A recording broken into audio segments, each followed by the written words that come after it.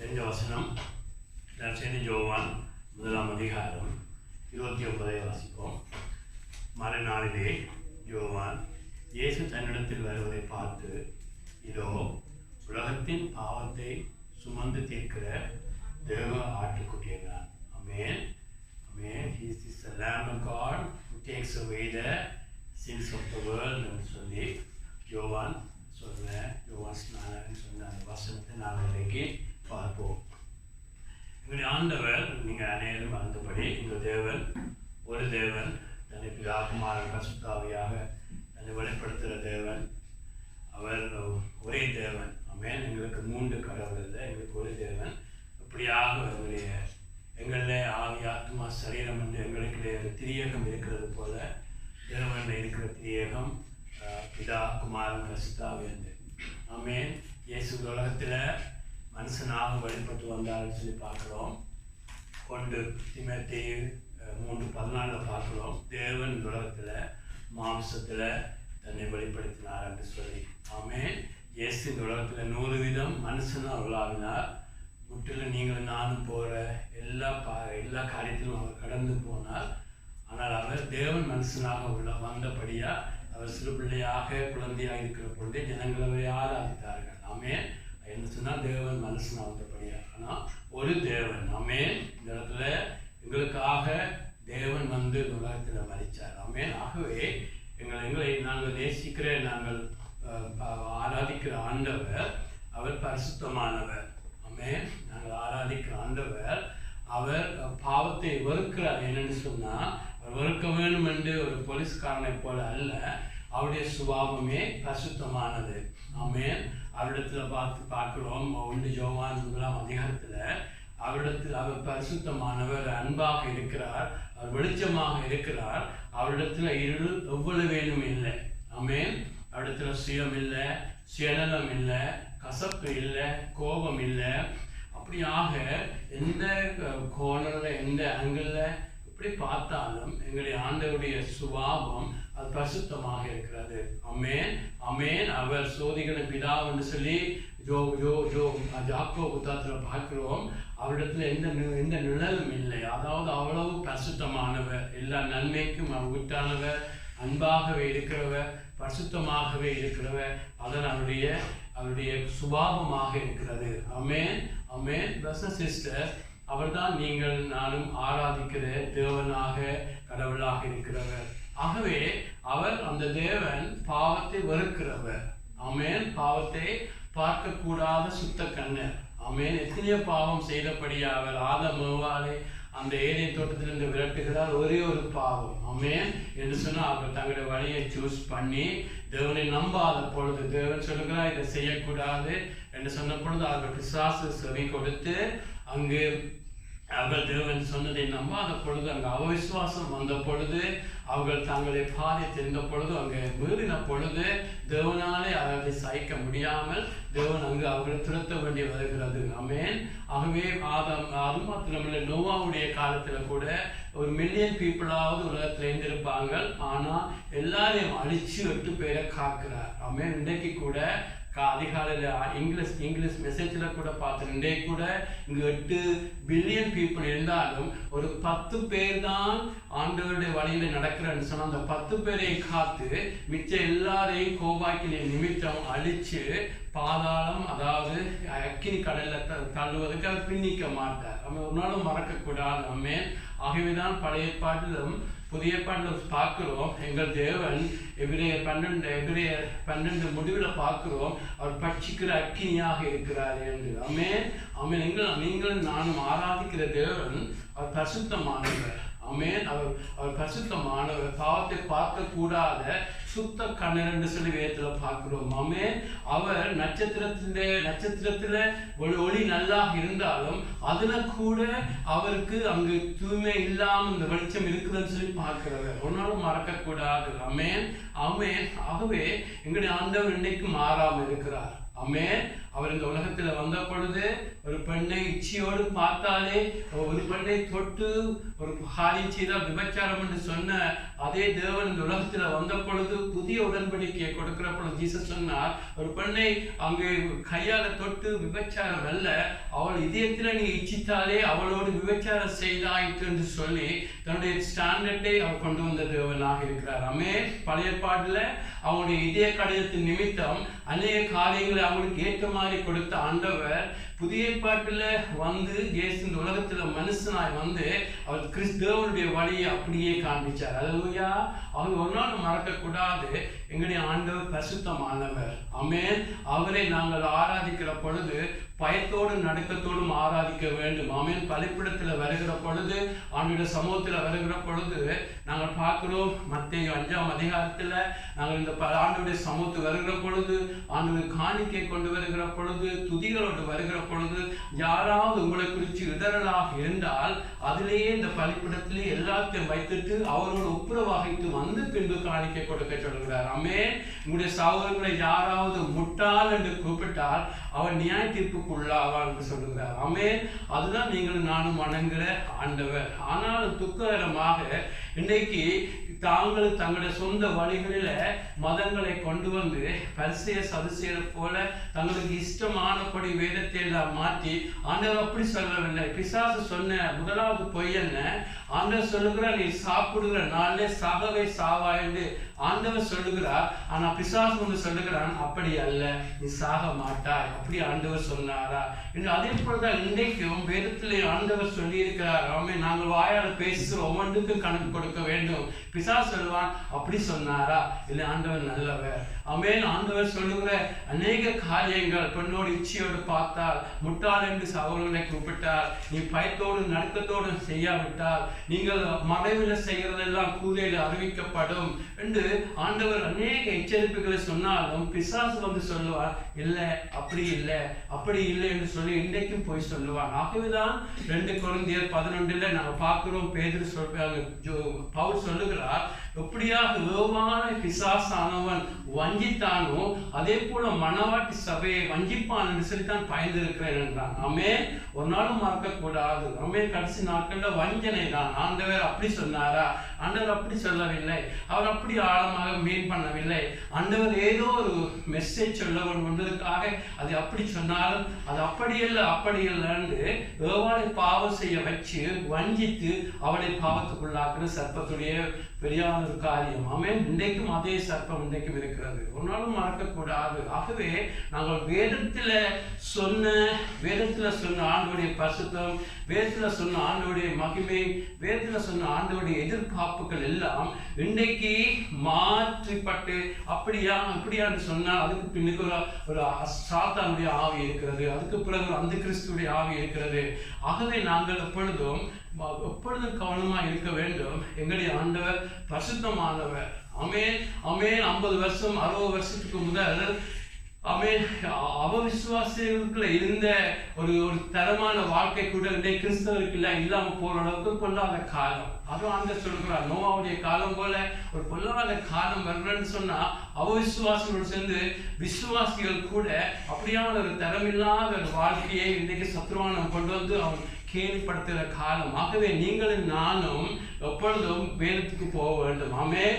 எனக்கு சேர்த்தான் பிரசங்கிக்கிறேன். நாங்கள் எப்பொழுதும் பார்க்கறது இந்த வேதம். ஆமென். ஆமென். ஆண்டவர் சொல்லல அவன் சொன்ன செய்தி, இவன் சொன்ன செய்தி, அந்த அமெரிக்கா செய்தி, இந்த செய்தியை கொண்டு நான் நியாயம் தீர்ப்பேன் என்று சொல்லவில்லை. நான் பேசின வார்த்தைகளை கொண்டு நான் நியாயம் தீர்ப்பேன். அல்லேலூயா.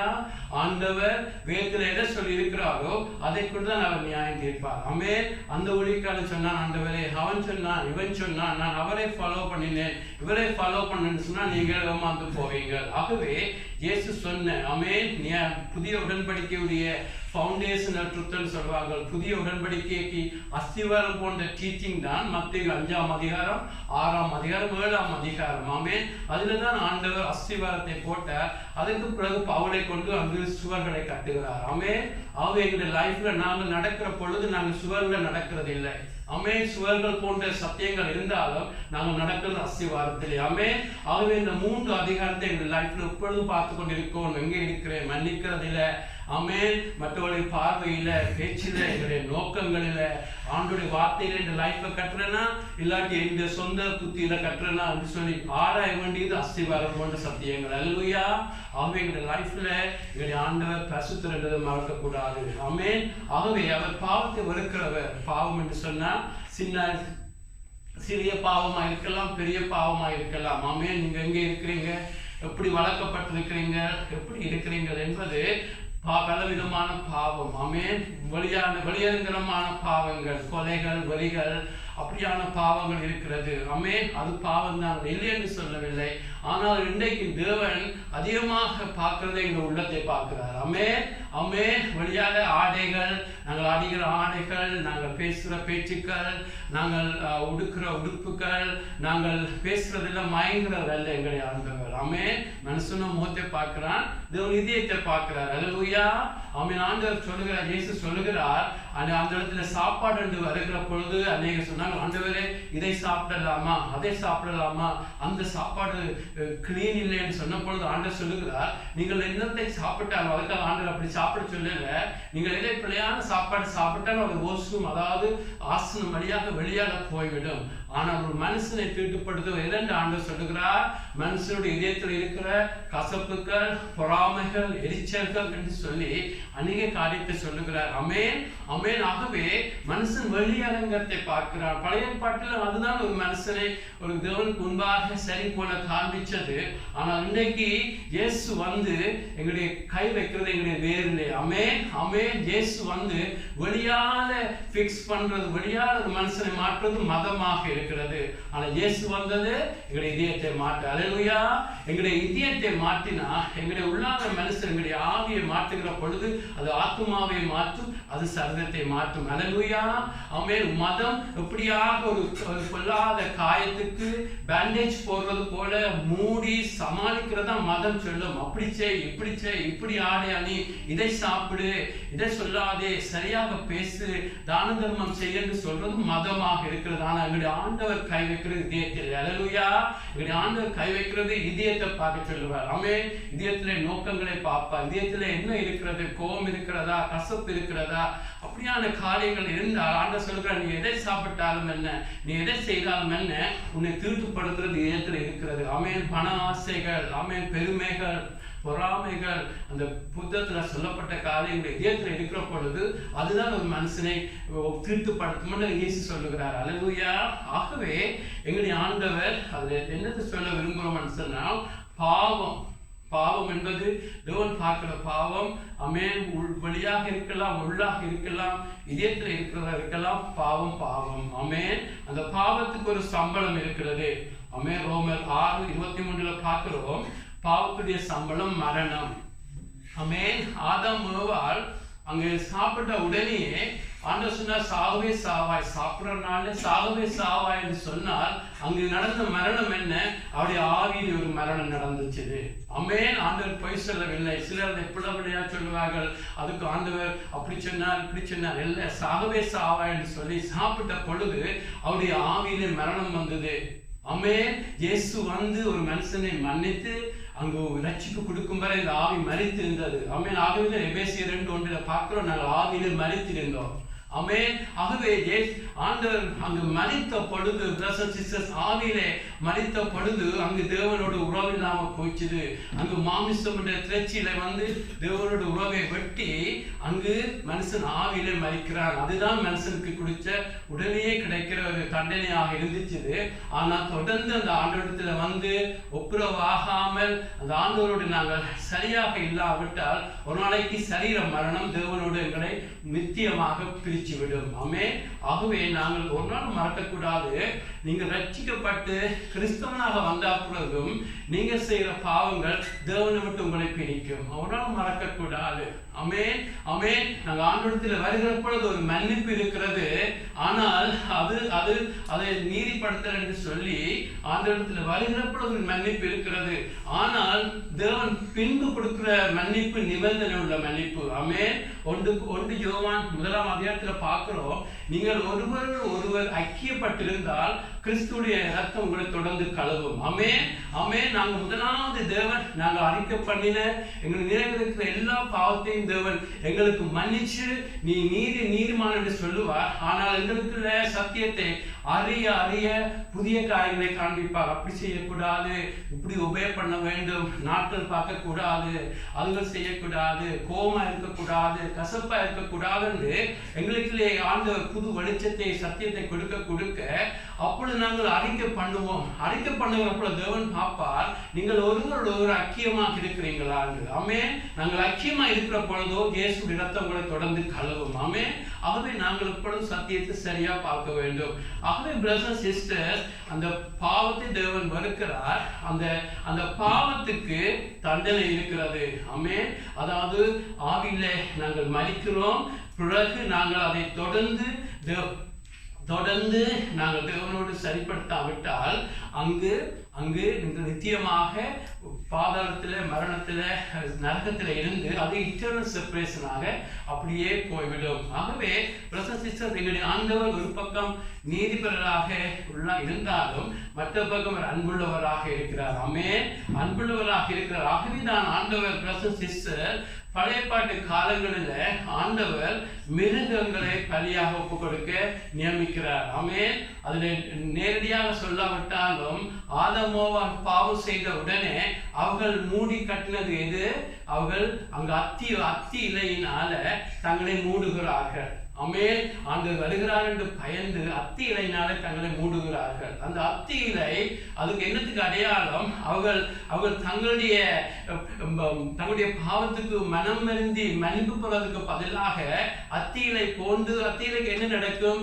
2-3 நாள் அப்படியே கருகி அப்படியே வாடி இல்லாமல் போயிடும். அதே போல ஜனங்கள் இன்றைக்கு பாவத்திற்கு ஆண்டிடத்துல வராமல் தான தர்மங்களை செய்து ஏதோ நல்ல காரியங்களை செய்து எல்லாம் செய்து அதுதான் மதம் செய்யறது போல தங்களுடைய பாவத்தை மூடிக்கொள்கிறார்கள். ஆனால் ஆண்டவர் வந்து ஒரு காரியம் செய்கிறார். அவருடைய அத்தியிலேயே கலட்டி எரிஞ்சிட்டு அங்கு ஒரு தோலினாலே அவர்களை மூடுகிறார். ஆமென். ஒரு மிருக தோலினாலே. அதுல நேரடியா சொல்லாவிட்டாலும் அங்கு தேவன் ஒரு பலியை கொடுக்கிறார். ஆமென். அங்கு ஒரு மிருக பலியை கொடுத்து அங்கு அதில் இருந்த தோலை எடுத்து ஆதமோவாலை மூடுகிறார். அதற்கு என்ன அடையாளம் பிரதர்ஸ் சிஸ்டர்? அந்த எங்களுக்கு வர வேண்டிய தண்டனையை அந்த அப்பாவி மிருகங்கள் மீது தேவன் வச்சு விடுகிறார். ஆமென் ஆமென். என்ற பாவத்துடைய சம்பளம் என்ன? மரணம். ஆமென்.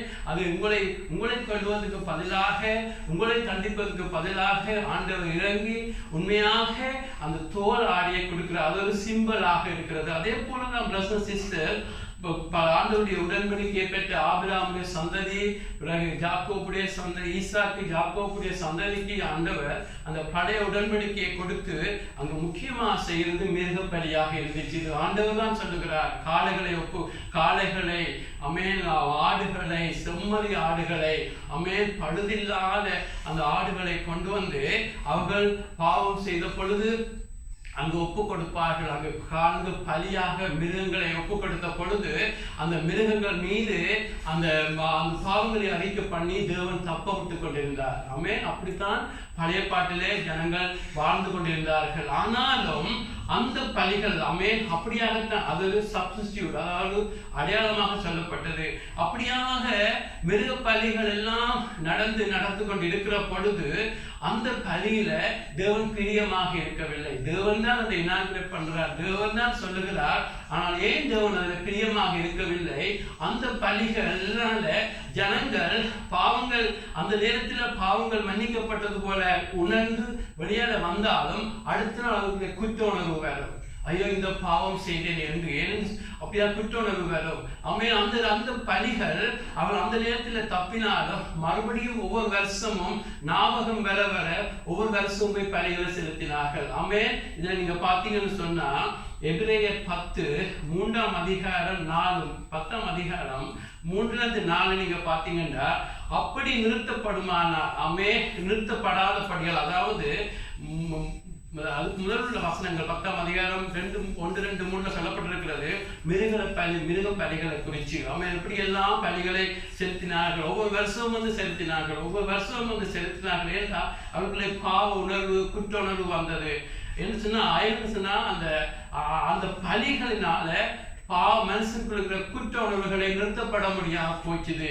ஏன்னு சொன்னா அது மிருக பலியாக இருந்துச்சு. ஆகவே எபிரேயர் 10:3-4 பார்க்கிறோம், அப்படி நிறுத்தப்படாத படியால் பாவங்கள் உண்டென்று அவைகளினாலே வருஷந்தோறும் நினைவு கூறுதல் உண்டாயிருக்கிறது. அல்லாமலும் காளை, வெள்ளாட்டுக்கடா இவர்களுடைய ரத்தம் பாவங்களை நிவர்த்தி செய்ய மாட்டாதே. ஆமென். எதற்காக அவர் பலியிட்டார்கள்? அந்த நேரம் அவர்களை தேவன் தப்ப விடுகிறார். ஆமென். அந்த நேரத்தில் தப்ப விடுகிறார். உன்னை கொள்வதற்கு பதிலாக அப்பாவி மிருகத்தை கொள்ளுகிறேன் என்று சொல்லி தப்ப விட்டாலும் அவர்களுக்குள்ளே குற்றணர்வு இருந்துச்சு. அவருடைய பாவத்தை போக்க முடியாம இருந்துச்சு. அவர்கள் மிருகப்பலி சொல்லுவார்கள், அங்கு மறுபடியும் 2 நாளாலே அதே பாவத்தை செய்வார்கள். என்று சொன்னால் அவர்களிடத்திலிருந்து பாவத்தில் இருந்து விடுவிக்க முடியாம போச்சு மிருகப்பலிகள்னால. அமேன் அமேன். அங்கு தாவீதா இருக்கலாம், எந்த பெரிய பரிசுத்தமா இருக்கலாம், அவர்கள் எல்லாம் போய் உண்மையாக போய் பலிகளை ஒப்பு கொடுப்பார்கள். ஆனால் சில நாட்களால வேறொரு பாவத்தை செய்வார்கள், சில நாட்களால் இன்னொரு பாவத்தை செய்வார்கள். ஏன்னு சொன்னா பாவத்தை ஜெயிப்பதற்கு, பாவத்தை மேற்கொள்வதற்கு சரியான பரிசுத்தமான பலி கொடுக்கப்படாத படியால் ஜனங்கள் குற்ற உணர்வோடு வாழ்ந்து கொண்டிருந்தார்கள். அங்கு குற்ற உணர்வு, தண்டனை வரும் என்று சொல்லி குற்ற உணர்வுகள், கண்டமினேஷன்களோடு வாழ்ந்து கொண்டிருந்தார்கள். அது மாத்திரமல்ல, ஜெயமில்லாத வாழ்க்கை. அமேன் அமேன். அவர்களுக்கு பாவத்தை விட மனம் இருந்தாலும் பாவத்தை விட்டு வர முடியாத ஒரு ஜெயமில்லாத வாழ்க்கையை ஜனங்கள் வாழ்ந்த பொழுது, அப்பொழுது ஒரு முக்கியமான வசனம் உங்களுக்கு தெரியும். அப்பொழுது இயேசு அந்த பரலோகத்தில் இருந்து பிதாவோடு பேசுகிற ஒரு முக்கியமான வசனம். ஆமென். இயேசு பரலோகத்தில் இருந்து பிதாவை பார்க்கிறார். ஆமென். பிதா குமார பரிசுத்தாவை ஒரே தேவன். ஆமென். இங்க படைப்புல வருகிற பொழுது பிதா குமார பரிசுத்தாவியை பார்ப்பீங்க.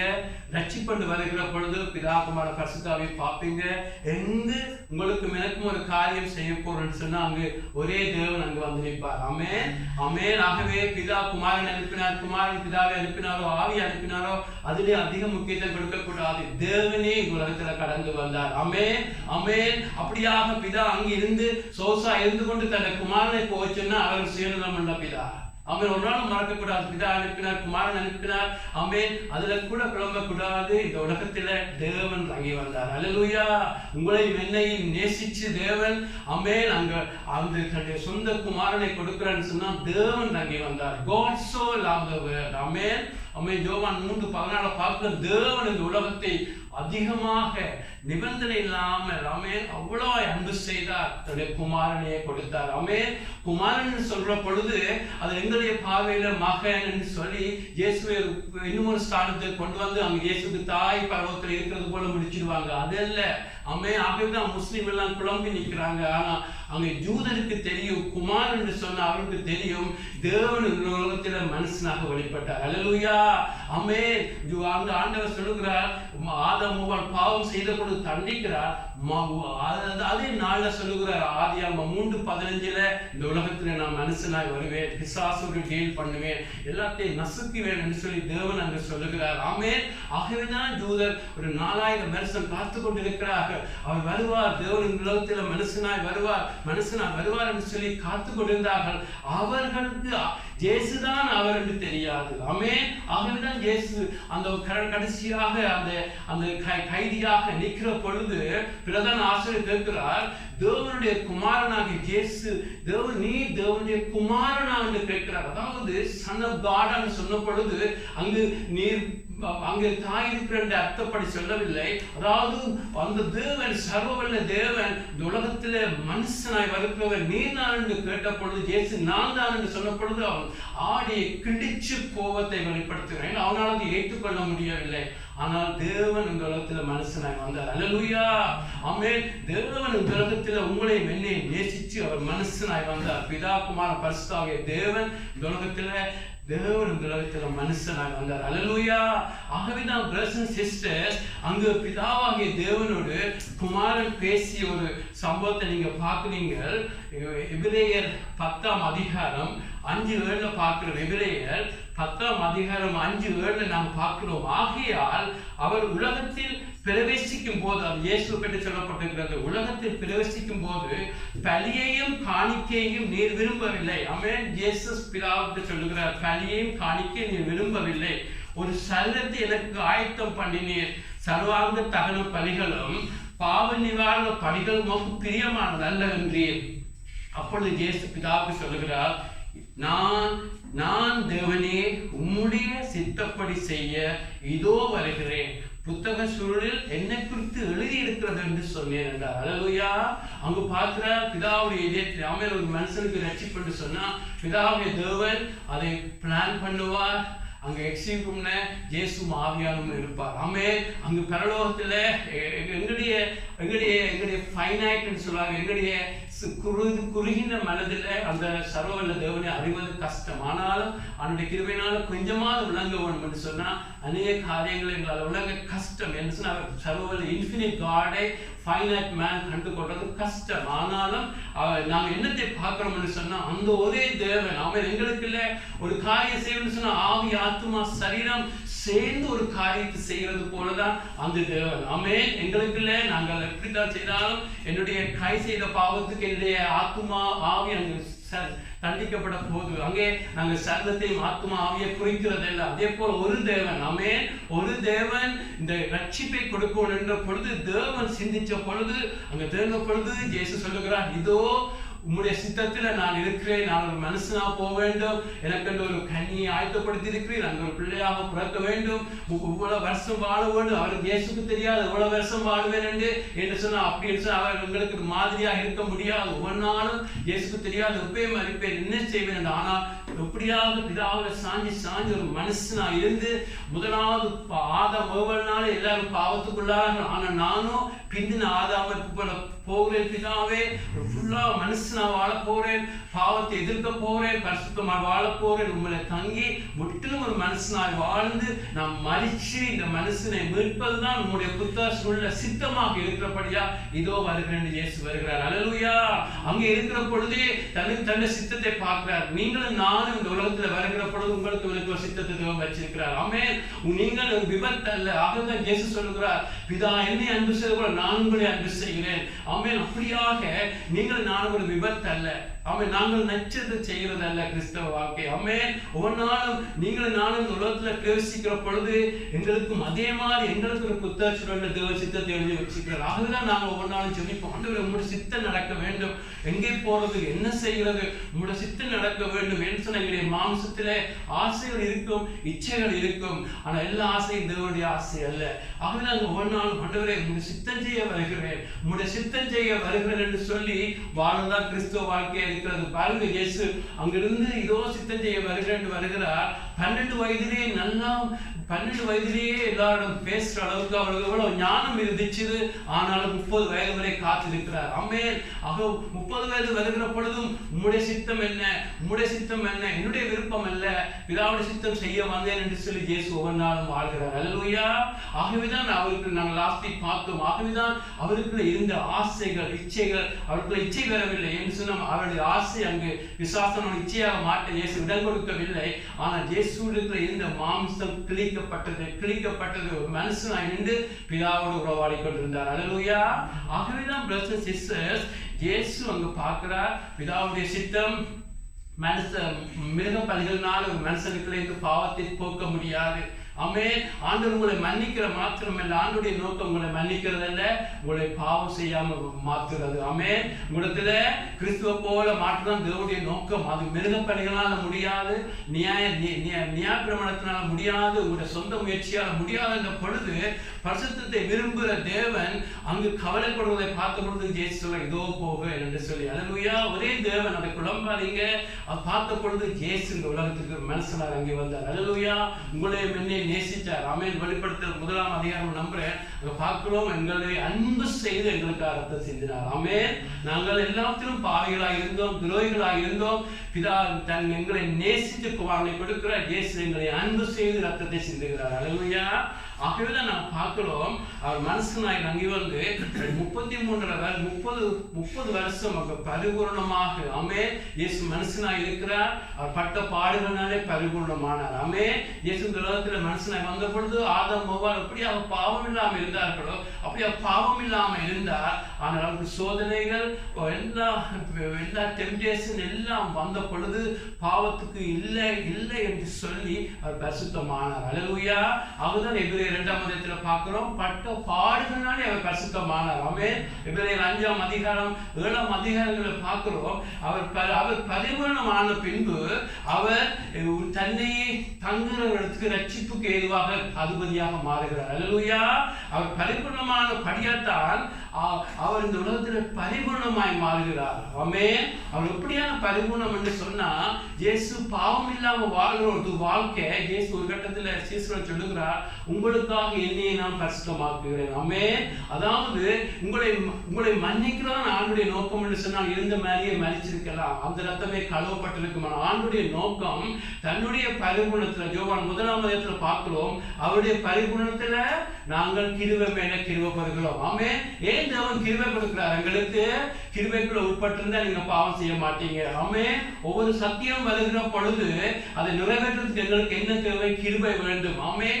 ஏன் இயேசு தன்னையே உங்களுக்காக தன்னையே இப்பொழுதும் பரிசுத்தப்படுத்தி கொண்டு இருந்தார்னு சொன்னா நீங்கள் நானும் ஜெயம் கொண்டு அவரோட சிங்காசனம் உட்கார வேண்டும். ஆமென். அந்த ஜெய வாழ்க்கைக்கு கிருபை வேண்டும். ஆகவே இயேசு அதுக்காக தன்னை உயர்த்தி கொண்டே இருந்தார். ஆமென். உங்களை அன்பு பாருங்க. ஆமென்.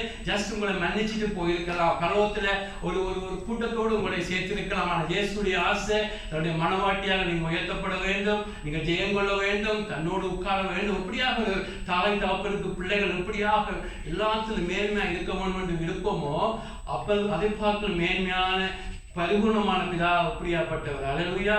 ஆகவே அவருக்கு விருப்பம் இந்த உலகத்துல பரிபூர்ணமாக வாழ்க்கை வாழ்ந்து உங்களுக்கு மிளகி கிருபை கொடுத்து உயர்த்த வேண்டும் என்று. அல்லேலூயா.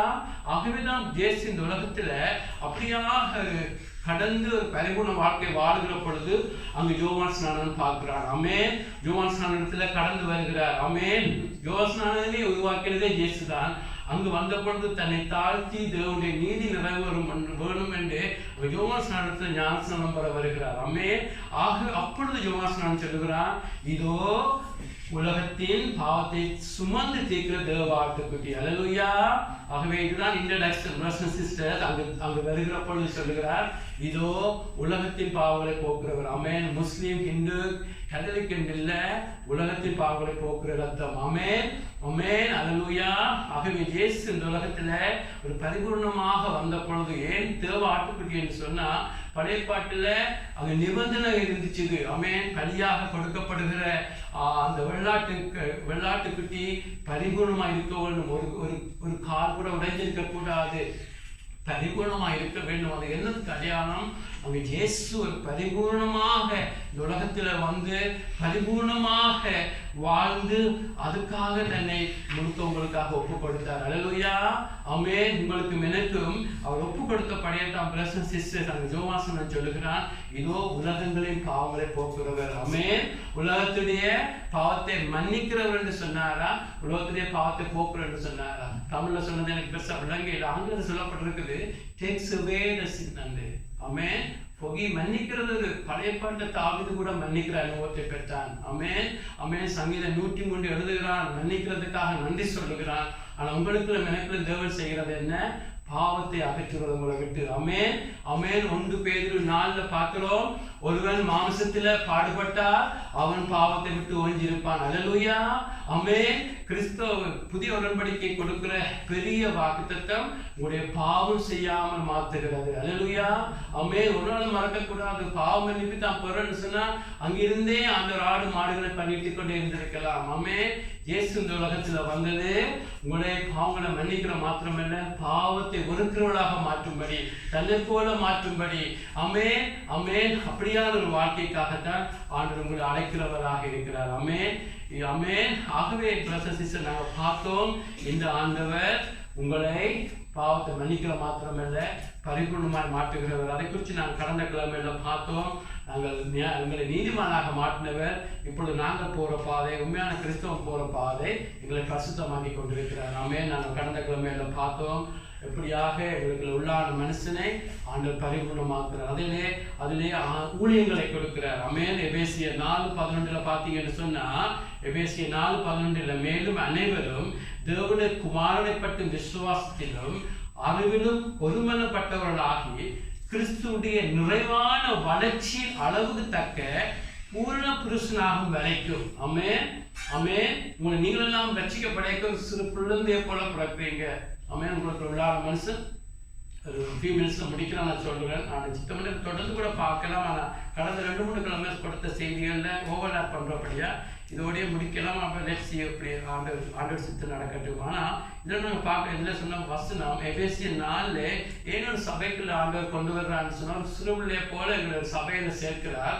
ஆனால் தேவனுடைய நோக்கம் கிறிஸ்துவனுடைய நிறைவான வளர்ச்சியின் அளவுக்கு தக்க பூர்ண புருஷராக வேண்டும். ஆமென் ஆமென். உங்களை குழந்தையாக இருக்கவில்லை. பவுல் கொரிந்து சபையை பார்த்து சொல்றாங்க, நீங்க குழந்தையை போல இருக்கிறீங்க, கோபம் பொறாமை எரிச்சல் அப்படி இருக்கக்கூடாதுன்னு. எபேசிய சபை தேவனுக்கு பயந்து பரிசுத்தத்தை அன்புல வளர்ந்த சபை அவனை பார்த்து சொல்லுகிறார், தேவனுடைய நோக்கம் நீங்கள் பூரணமாக வேண்டும். யாரை போல? கிறிஸ்துவை போல. ஆமென். அன்புல, மன்னிக்கிறதுல, பொறுமையில நீங்கள் அப்படி கனி கொடுக்கறதுல பூரணமாகிறது தான் தேவனுடைய நோக்கம். ஆகவேதான் சபையில கொண்டிருக்கிறார், ஊழியங்கள் அங்கு வச்சிருக்கிறார். அவருடைய நோக்கம் எல்லா ஊழியங்கள், அப்போஸ்தலர், பாஸ்டர்ஸ், இவாஞ்சலிஸ்ட் 5 ஊழியங்கள், அந்த டீச்சர்ஸ் ஊழியங்கள் நான் கொண்டாடுற நோக்கம் உங்களை பரிபூர்ணமாக்க வேண்டும். ஆமென் ஆமென். நீங்க பரிபூர்ணமாக்கணும். அதான் இயேசு தான் உங்களுடைய மாதிரி.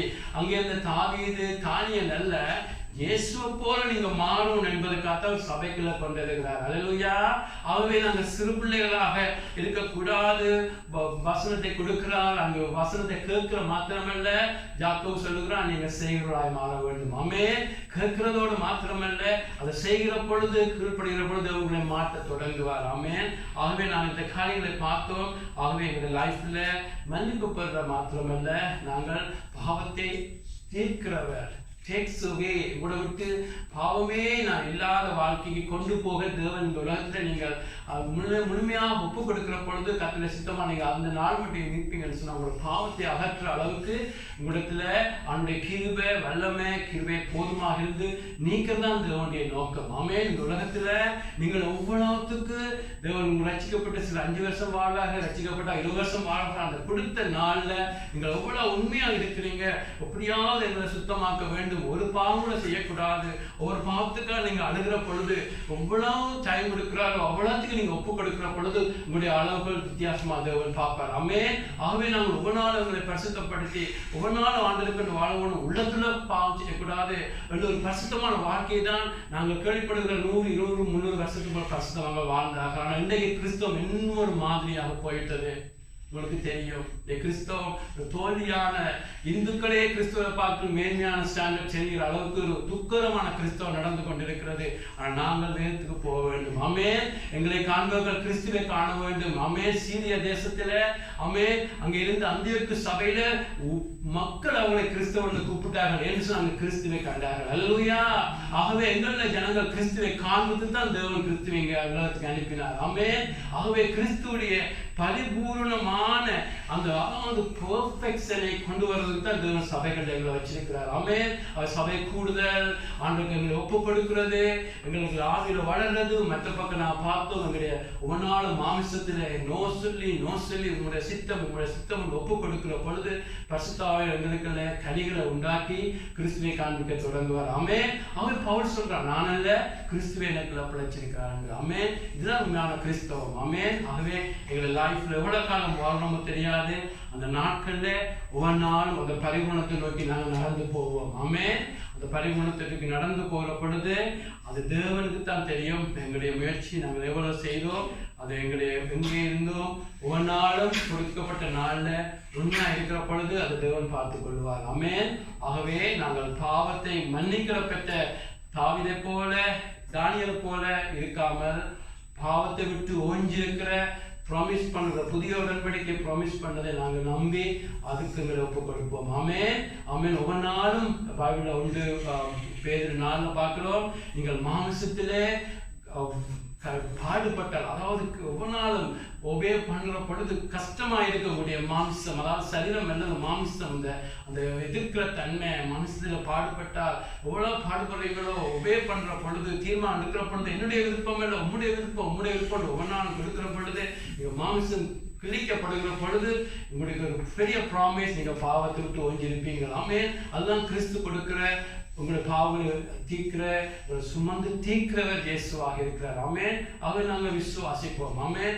அந்த ஆண்டு நம்புவோம், விசுவாசம். வர நாட்கள் அப்படி இருக்காவிட்டா கேட்கும் ஆண்டவரே, அந்த வாழ்க்கைகளை எங்களை ஒப்பு கொடுக்கிறோம். ஆமென். அந்த பரிபூர்ணத்துக்குள்ள எங்களை கொண்டு போகும்படி உண்மையாக நம்புவோம். முதலாவது விசுவாசிப்போம். ஆண்டவரத்தினை எங்களால் முடியாதென்று அவருடைய பரிபூர்ணத்தில் கிருபை மேல கிருபை கொடுக்கிற தேவன். ஆமென். அவரிடத்துல போகிற பொழுது பரிசுத்த ஆவியானவர்களுக்கு இருந்து இந்த காரியத்தை தொடர்ந்து செய்வாராக. ஆமென். தொடர்ந்து நின்று ஜெபிப்போம் இப்பொழுது. அல்லேலூயா. நேசிக்கிற நல்ல தகப்பனே, ஆண்டவரே, நீர் பாவத்தை பார்க்கக்கூடாத சுத்த கண்ணராக இருக்கிறீங்க. ஆண்டவரே, ஏவாளை சர்ப்பமானது வஞ்சித்தது போல இன்னைக்கு யார் ஏவா கிறிஸ்து சபையை குறித்து மனவாட்டியாக இருக்கிறது நீங்கள் நானும். ஆமென் ஆமென். எங்களை சர்ப்பமானது வஞ்சிக்காம அப்படி சொன்னாரா இயேசு, இப்படி சொன்னாரா, இல்லை அது செய்யலாம் இது செய்யலாம் என்று உங்களுக்குள்ளே ஒரு எண்ணம் ஸ்ட்ராங்காக வந்தால் அது பிசாசுடைய சத்தம். ஆமென்.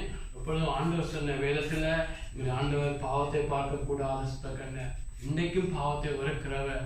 ஆமென். இன்றைக்கும் அதே ஆண்டவரத்தை நாங்கள் சேவிக்கிறோம் என்று அவர் கண்மலையாக இருக்கிறார். அந்த ஆண்டவரத்தை நான் சொல்லுவோம், ஆண்டவரே, பாவத்து மீது எங்களுக்கு ஒரு வெறுப்பை தாரும். ஆண்டவரே, ஆண்டவர் எங்களுடைய பாவங்களை மன்னிக்கிற மாத்திரமல்ல, எங்களுடைய பாவங்களை தீர்க்கிறவராக. ஆண்டவரே, நாங்கள் பாவங்களை விட்டு ஓஞ்சிருப்போம் என்ற அந்த ப்ராமிஸை எங்களை காண்பிச்சதுக்காக நன்றி. ஆண்டவர், எங்களால் முடியாது என்று நீர் அறிவீர். ஆனால் உம்முடைய பரிபூரணத்திலே உண்டாகிற கிருபையை நாங்கள் நம்புகிறோம். ஆண்டவரே, கிருபையினால் எங்களை கட்டும். ஆண்டவரே, கிருபைக்குள்ள எங்களை கொண்டு வருகிறோம். ஆண்டவரே, எங்களை பரிசுத்தப்படுத்துங்க. ஆண்டவரே, பலவந்தம் பண்ண வேண்டும் என்று சொன்னீங்க. பரவராட்சியத்துக்குள்ள நுழைகிறதுக்கு ஆண்டவரே, உலகம் இழுக்கும். ஆண்டவரே, அநேக காரியங்கள் எடுத்தாலும் பலவந்தம் பண்ணுறோம். பரவராட்சியத்துக்குள்ள நுழைவான்றது போல பொல்லாத பாவங்கள், எங்களை இழுக்கிற காரியங்கள், அதுகள் எல்லாம் தள்ளி பலவந்தம் பண்ணி ஆண்டவரே, நாங்கள் ஒவ்வொரு நாளும் மக்கள் வாழ எங்களுக்கு உதவி செய்யும். கடந்த காலங்களில் அறிஞ்சும் அறியாமல் செய்த குற்றமெல்லாம் கழுவி ஆண்டவரே, நாங்கள் ஆண்டவரே, எங்களுக்கு ஒவ்வொரு நாளும் நீர் வருகிற பொழுது நீர் ஒவ்வொரு நாளும் you are the God of hope. ஆண்டவரே, நம்பிக்கை கொடுக்கிறவர், ஹோப் கொடுக்கிறவர். ஆண்டவரே, எங்களுக்கு ஒவ்வொரு நாள் உற்சாகம் கொடுக்கிற நீர். ஆண்டவரே, தொடர்ந்து என்னையும் இங்கே இருக்கிற ஒவ்வொருவரையும் செய்தி கேட்கிறவர்களுக்கும் ஒரு புதிய ஆரம்பத்தை ஒவ்வொரு நாளும் ஸ்டார்ட் பண்ணுங்க. ஆண்டவரே, மன்னிக்கிறதுல இயேசுவை போல, தாழ்மையில இயேசுவை போல, பொறுமையில இயேசுவை போல, அவன் ஈவுகள் நற்குணங்கள் எல்லாத்திலும் நாங்கள் இயேசுவை காண்பிச்சு நாங்களல்ல ஜனங்கள் எங்களுக்குள்ள கிறிஸ்துவை காண வேண்டும் என்று கெஞ்சுகிறோம். ஆண்டவரே, இதை விட நாங்கள் வேறொரு கிறிஸ்துவை வேறொரு காரியத்தை நாங்கள் கட்டிக்கொள்ளாமல் ஆண்டவரே, யாரு ஒரு தூதன் வந்து சொன்னாலும் அதை நாங்கள் ஏற்றுக்கொள்ளாத மாதிரி எங்களுக்குள்ளே அப்படியான ஒரு கிறிஸ்தவத்தை சபையில் உண்டாக்க வேண்டும் என்று கெஞ்சுகிறோம். ஃபாதர், ஆண்டவரே, ஒவ்வொருவரையும் பரிசுத்தமாக்குங்க. நீர் விரும்புகிற பரிசுத்தத்தை உண்டாக்கும்படி பலிபீடத்தில் 100% எங்கள் ஒப்புக் கொடுக்கிறோம். ஆண்டவரே, நொறுக்களை நொறிச்சு சீர் பிதைக்க வேண்டிய சீர் பிதைக்கி ஆண்டவரே, நொறுக்கி அவமானம் வந்தாலும் பரவாயில்லை, சிலுவைகள் நோவுகள் வந்தாலும் பரவாயில்லை, பலிபீடத்தில் வைக்கிறோம். ஆண்டவரே, நீர் விரும்புகிற பரிசுத்தத்தை ஆண்டவரே சபைக்குள்ள உண்டாக்கும் என்று கெஞ்சுகிறோம். ஆண்டவரே, எங்களுக்கு ஆண்டவரே, நீர் விரும்புகிற பரிசுத்தம் எங்களுக்குள்ள வருவதாக ஒவ்வொருவரையும் பொறுப்படுங்க. ஆண்டவரே, ஒவ்வொருவரையும் பொறுப்படுங்க. பள்ளங்களை உயர்த்துங்க, மேடுகளை உடையுங்க. ஆண்டவரே, கொடுநாடுகளை நேராக்கி கரடானவனை சமப்படுத்துங்க. ஆண்டவரே, ராஜாவுடைய வருகைக்கு எங்களுடைய இதயத்தை ஆயத்தப்படுத்துங்க. ஒவ்வொருவரையும் ஆசீர்வதிங்க நல்ல பிதாவே.